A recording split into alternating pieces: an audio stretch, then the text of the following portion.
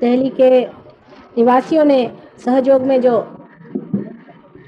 मेहनत की है वो बहुत प्रशंसनीय है, क्योंकि आप जानते हैं कि सहयोग में हमारे कोई भी मेंबरशिप नहीं है, कोई रूल्स नहीं है, कोई रेगुलेशंस नहीं है, ना ही कोई हम लोग उसका रजिस्टर रखते हैं। और ऐसी हालात में कुछ लोग इससे इतने निगडित हो जाएं और इसके साथ इतने मेहनत से काम करें और ये सोचें कि एक जगह ऐसी होनी चाहिए जहां सब लोग आ सकें। अभी तो इनके घरों में ही प्रोग्राम होते हैं, तो इन्होंने मुझसे कहा था, मैंने कहा अच्छा देखो भाई, अगर मिल जाए तुमको कोई जगह तो ठीक है, सबके दृष्टि से जो भी होना है वो अच्छा ही है। पर मेरे विचार से तो दिल्ली के लोगों में बहुत ही ज़्यादा परमात्मा का आशीर्वाद कार्यान्वित हुआ है, क्योंकि जिस तरह से इन लोगों ने काम किया है ये देखकर बड़ा आश्चर्य होता है।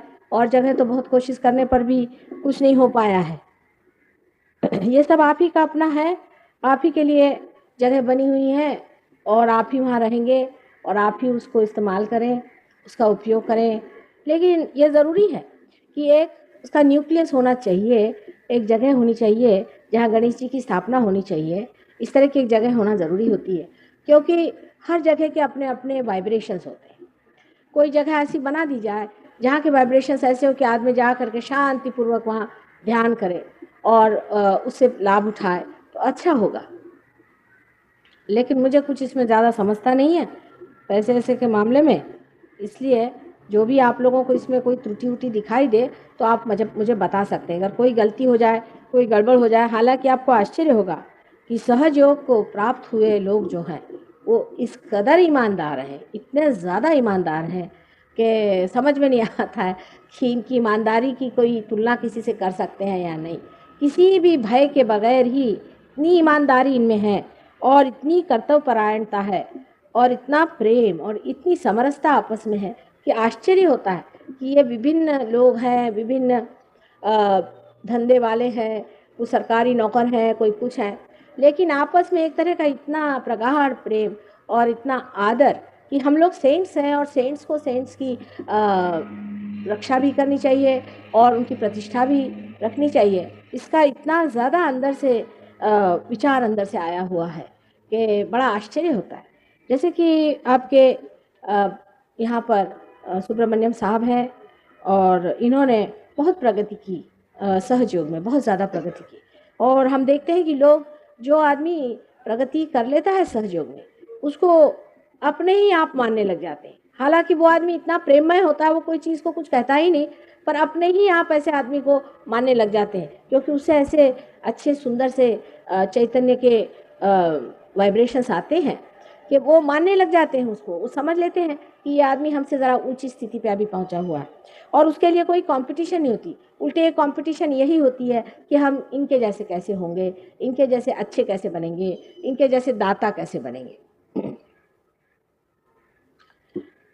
सहयोग का जो सबसे बड़ा लाभ है वो यही है कि हमारे अंदर आमूलाग्र बदल हो जाता है। जैसे ही हमारे अंदर प्रकाश आ जाता है वैसे ही हमारे अंदर आमूलाग्र बदल जैसे कि आप देखते हैं अंधेरे में जब आदमी चलता है तो उसकी चाल ही नहीं समझ में आती, वो कभी इधर टक्कर मारता है, कभी उधर टक्कर मारता है। लेकिन जैसे ही प्रकाश उसके सामने आ जाता है वो जानता है कि उसे कहाँ जाना है, कैसे चलना है, मर्यादाएं जीवन की और सब चीज़ अपने आप बनने लग जाती है।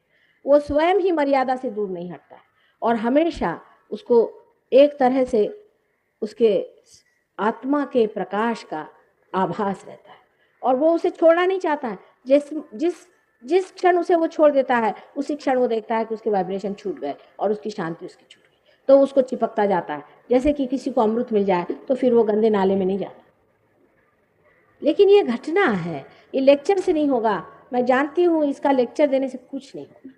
ये पाने की बात है, जब आप पा लेते हैं और जब आपका वृक्ष इसमें बढ़ जाता है, जब आप उस स्थिति में पहुंच जाते हैं, तभी ये घटना होती है और तभी आप ऐसे हो जाते हैं। और इसका अनुभव आप लोगों को भी हुआ है, आप में से बहुतों को ये आप लोग पार हो चुके हैं और बहुतों को मिला हुआ है। और इसमें आपको भाषा भी जानना ज़रूरी है। अभी एक साहब ने मुझे फ्रेंच भाषा में चिट्ठी लिखी। मुझे तो फ्रेंच भाषा पढ़ी नहीं आती, मतलब पढ़ तो लेती हूँ पर समझ नहीं आती। सिर्फ वाइब्रेशन से मैं समझ गई कि इन्होंने कितना प्रेम उसमें भरा है। ये तो सिर्फ प्याले हैं, प्याले है शब्द, लेकिन उसके अंदर का जो सुगंध है, उसके अंदर की उस रस है जो अमृत है, उसकी तृप्ति से ही जो आनंद है वो कहीं अधिक ज़्यादा है, जो कि सिर्फ प्याले देखने से होता है। अगर समझ लीजिए बड़े अच्छे प्याले बने हो, बड़े खूबसूरत प्याले बने हो और उसके अंदर गंदी सी कोई चीज़ भरी हुई, आप पीते ही साथ उसे थूक देंगे, वो प्याले से आपको कोई मतलब नहीं। और प्याले कैसे भी रहें, लेकिन अंदर अगर वो अमृत हो तो आदमी उसे पीते ही साथ उस अमृत पान से जो वो तृप्ति पाता है वो उन प्यालों से नहीं। कल मैंने आपको कुंडलिनी के बारे में बताया था और उससे आगे मैं आपसे बताना चाहती हूँ। हालांकि अब एक बड़ी अच्छी नई किताब निकल आई है, आप लोग कृपया वो भी ले लें और उसमें काफ़ी बारीकी से चीज़ें दी गई हैं, पर ये भी सब शब्द ही शब्द हैं, ये समझ लेना चाहिए। अनुभूति के सिवाय, इसमें कहरे बैठे सिवाय, सिर्फ ये दिमागी जमा खर्च करने से कुछ नहीं होने वाला। जब आपके अंदर अवेकनिंग होने लगती है तब अपने आप चेंजेस आने लग जाते हैं। जैसे कि मैंने आपसे कहा कि जैसे आपके अंदर नाभि चक्र की जागृति हो, तो पहली चीज ये हो जाती है कि आदमी में तृप्ति का स्वभाव आ जाता है, उसकी प्रायोरिटीज बदलती जाती है। एक साहब मुझे बता रहे थे कि माँ हमारे घर में तो कोई भी आता तो बैठता भी नहीं, 2 मिनट भाग ही जाता है, पता नहीं क्या हमारे घर में। और जैसे ही वो पार हो गए उनके यहाँ रोजी लोग आने लगे, बड़ा आकर्षण उनमें आ गया। तो मैंने कहा कुछ फर्क आया तुम्हें, क्या बात है? कहने हाँ अब मेरी समझ में आई क्या बात हुई। कहने लगे कि हालांकि मैं, I think you take him out somewhere back. हालांकि उन्होंने ये कहा कि जब लोग आते थे तो मैं कोशिश करता था कि उनको खुश करूं, उनको चीज़ें देता था, उनको मैं कहता था अच्छा ये लो, ये खाओगे, बैठो। लेकिन वो लोग पता नहीं कैसे ये समझ लेते थे कि मैं ऊपरी तरह से करा। और मेरी बीवी भी ये काम करती थी कि उनसे कहती थी आप ये खा लीजिए, ये भी ले लीजिए, पर कुछ चीज़ बचा लेती थी। वो लगता था उसको कि सब चीज़ सामने न रखे, कहीं सब रखे और सब खा गए तो कैसे होगा। और उसके बाद ये हुआ कि मैंने अपनी बीवी को भी देखा और अपने को भी देखा, कोई भी आता है तो हम दिल खोल के भाई आ गए, आओ बैठो, बिल्कुल इनफॉर्मल होके, अच्छा क्या खाओगे, अब ये ले लो वो ले लो, इस तरह से हम सारी सारी चीज़ों के सामने रखें। और आश्चर्य है कि उनकी बीवी कहने लगी कि पहले मैं इतना बनाती थी, सब लोग इतना खाते थे, उनका मन ही नहीं भरता, और अब मैं थोड़ा सा बनाती हूँ तो लोग कहते हैं आपके हाथ में इतना स्वाद कैसे आ गया, इतना अच्छा बनाया, और उसको खाएंगे और उसके बाद इतने संतोष से जाएंगे। धीरे धीरे वही लोग फिर सहयोग की ओर आने लगे।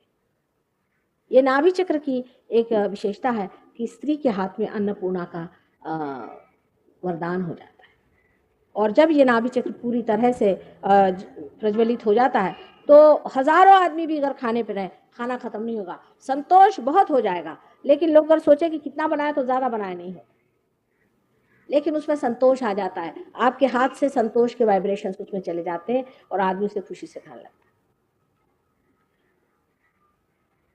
नाभि चक्र से प्रेम बहुत उमड़ता है मनुष्य के अंदर, बहुत ही प्रेम उमड़ता है। उसको समझ में नहीं आता है कि मैं इनको कैसे क्या दूँ, किस तरह से मैं इनको अपना प्रेम दूँ। हम लोग तो कभी सोचते भी नहीं हैं, प्यार हमारे अंदर आता भी नहीं है, और आया तो भी हम अपना छिपा लेते हैं प्यार, कि कहीं ये ना सोच ले कि हम कुछ चीज़ चाह रहे हैं कि कुछ नहीं। नाभि चक्र के खुलते आदमी में इतना प्रेम उमड़ आता है कि उसको लगता है कि मैं ये दूं कि वो दूं, और एकदम खुल जाता है, एकदम खुल जाता है। उसको लगता है कि भाई आए हैं तो इनको किस तरह से खुश किया जाए, क्या दिए, किस तरह से आराम दें, किस तरह से ही करें। वो आर्टिफिशियल नहीं होता। हमेशा मानव कितना भी खुद आर्टिफिशियल हो जाए, दूसरे की भी आर्टिफिशियलिटी जानता है।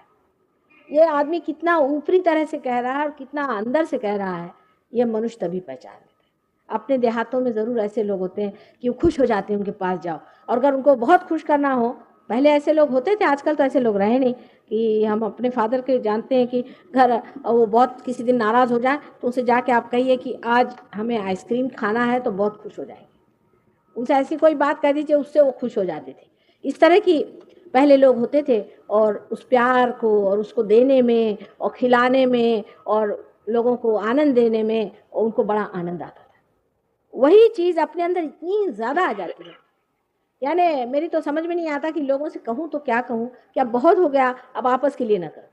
देहात में गए तो इन लोगों के लिए न जाने उन्होंने क्या क्या करके रखा, जितना भी कर सकते थे इनके लिए वहाँ करते। ये अंग्रेज़ लोग कहते हैं कि हमें कभी नहीं मालूम था कि आपके हिंदुस्तानियों में इतना प्रेम होता है। अब मैंने कहा तुम लोग नहीं हो, तुम में भी तो बहुत प्रेम आ गया है, उनमें भी आ गया है, तुम में भी आ गया है, सब प्रेम का आंदोलन चलता है। सभी सहजियों से विनती है, हमारे इस चैनल को सब्सक्राइब करके सहज को फैलाने में हमारी मदद करें। जय श्री माता जी।